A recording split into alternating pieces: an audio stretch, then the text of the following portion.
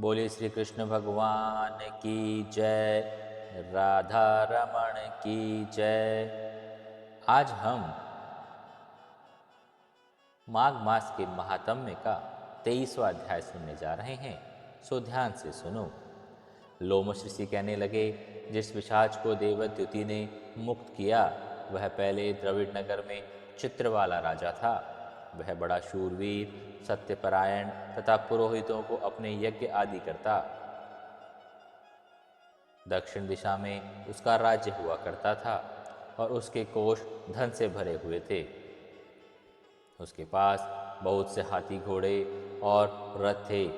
वह अत्यंत शोभा को प्राप्त होता था। बहुत सी स्त्रियों के साथ क्रीड़ा करता, अनेक यज्ञ करता और नित्य अतिथियों की पूजा करता। शस्त्र विद्या में निपुण था। ब्रह्मा, विष्णु, महेश तथा सूर्य की पूजा सदैव किया करता था। वह जंगल में भी स्त्रियों से घिरा हुआ क्रीड़ा किया करता था। एक बार वह पाखंडियों के साथ मंदिर में गया और वेदहीन होकर भस्म लगाए महात्मा बने हुए पाखंडियों से उस राजा की बात हुई। पाखंडियों ने कहा कि हे राजन, शैव धर्म की महिमा सुनो। इस धर्म के प्रभाव से मनुष्य पापों से कटकर मुक्त हो जाता है। वह सब वर्णों में शैव मत ही मुक्ति देने वाला है। शिव की आज्ञा के बिना दान, यज्ञ और तपो से कुछ नहीं बनता। शिव का सेवक होकर भस्म धारण करने, जटा रखने से ही मनुष्य मुक्त हो सकता है। जटा धारण करने वाले तथा भस्म लेपन से ही मनुष्य शिव के समान हो जाता है। इसके बराबर कोई पुण्य नहीं है।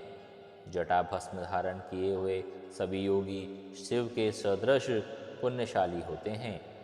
अंध, जड़, नपुंसक तथा मूढ़ सब जटा से ही पहचाने जाते हैं। शूद्र वर्ण के शैव भी पूजनीय हैं।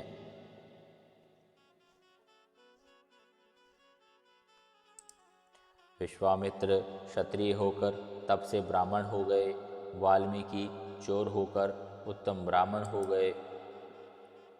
अतएव शिव पूजन में किसी बात का विचार नहीं है। तप से ही ब्रह्मत्व प्राप्त होता है, जन्म से नहीं। इस कारण शैव का दर्शन उत्तम है तथा विष्णु के सिवाय दूसरे देवता का पूजन न करे। शिव तपस्वी को विष्णु का त्याग करना चाहिए। विष्णु की मूर्ति का पूजन नहीं करना चाहिए।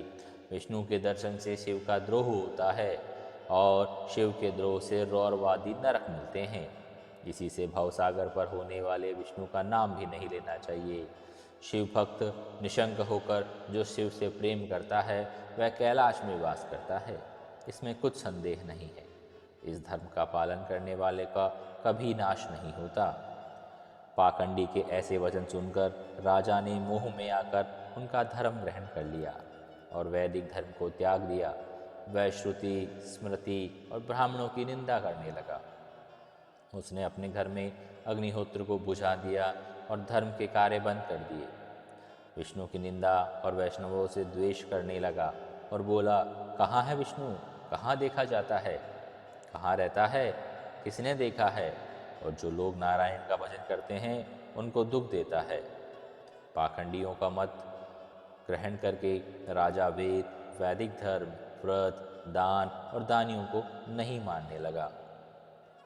अन्याय से दंड देता वह कामी राजा सदा स्त्रियों के समूह में घिरा रहता और क्रोध से भरा रहता। गुरु तथा पुरोहितों के वचनों को भी नहीं मानता। पाखंडियों पर विश्वास करता हुआ उनको गांव, हाथी, घोड़े और सुवर्ण आदि दे दिया करता था। उनको सब कार्य करता, भस्म धारण करता और मस्तक पर जटा रखता। और जो कोई विष्णु का नाम लेता उसको मृत्यु का दंड दे देता।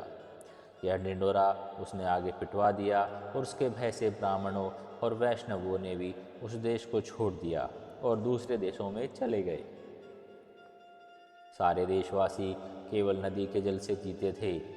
जीविका से दुखी होकर वृक्ष आदि नहीं लगाते, न ही खेती बाड़ी करते। प्रजा अन्न के अभाव से जो गला सड़ा अन्न मिलता उसे भी खा लेती।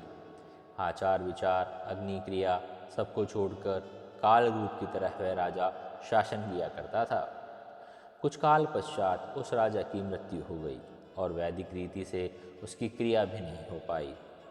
यह यमदूतों से अनेक प्रकार के दुख उठाता हुआ कभी लोहे की कीलों पर चलना पड़ा, कभी अंगारों पर, और कभी सूर्य की अति तीव्र गति को जहाँ था वहाँ उसे छाया का वृक्ष भी ना मिला।